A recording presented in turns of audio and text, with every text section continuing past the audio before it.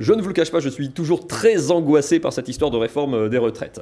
Je ne sais pas encore si c'est une bonne ou une mauvaise réforme, vous faites votre idée, mais non, moi ça m'angoisse un petit peu. C'est un peu comme les mecs du Racing quand ils vont jouer au PSG, hein, on ne sait pas trop à quelle sauce on va être mangé.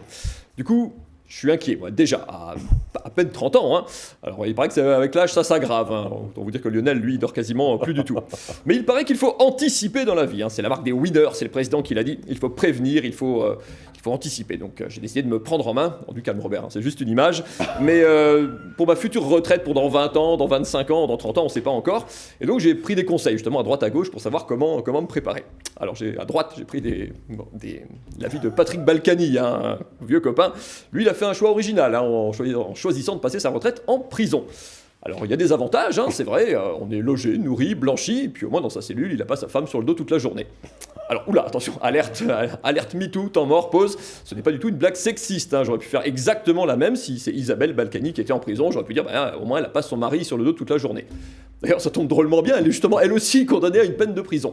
Alors d'ailleurs, pourquoi est-ce qu'elle ne la fait pas hein, si les ayatollahs de l'égalité féministe pouvaient se pencher sur ce cas-là, hein, pourquoi lui et pas elle? Alors, à bonne entendeuse, salut. Bref, la retraite en prison, je note l'idée, c'est original, mais je ne suis pas complètement séduit. Sinon, il y a une autre idée pour passer sa retraite, j'ai pensé à aller là-bas, c'est très joli, hein, c'est très chouette, c'est le Palais du Luxembourg, hein, le Sénat français.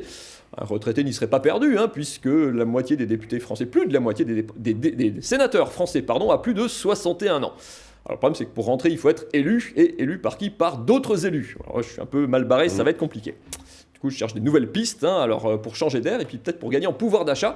Il y a une autre possibilité, c'est d'aller passer sa retraite à l'étranger. Près d'1 million de Français, Lionel, ont déjà fait ce choix. C'est une bonne idée, dans quel pays partir hein? Alors pareil, hein, j'ai demandé autour de moi, à droite à gauche, alors... J'ai demandé à Sébastien Loeb, à Pierre Hugerbert, le tennisman. Eux, ils m'ont dit, fais comme nous, hein, viens en Suisse, c'est vachement bien. La Suisse, le pays des grandes montagnes et des petits impôts. Le problème, c'est que si je me pointe en Suisse avec ma retraite française, il faudra que je choisisse entre dormir, enfin me loger ou me nourrir. Donc c'est un choix un peu compliqué à faire. Mauvaise idée. Plus intéressant, moins cher, le Portugal. Alors c'est très joli, c'est pas mal. Beaucoup de Français se sont installés là-bas déjà. Il fait chaud. Il fait très beau. Il y a en plus une exonération d'impôts pendant les 10 premières années. C'est plutôt sympa, hein, bienvenue. Il faut juste supporter la morue et le culte permanent de Cristiano Ronaldo. Mais bon, ça c'est une chose. Toujours tendance, sinon le Maroc, encore plus intéressant, meilleur marché. Où en plus, d'autant que depuis la montée des islamistes, les prix de l'immobilier ont commencé à baisser. Donc une bonne affaire, toute chose, malheur est bon. Hein. C'est une idée. Sinon, moi vous savez, je suis très féru de Corée du Nord. C'est original au moins.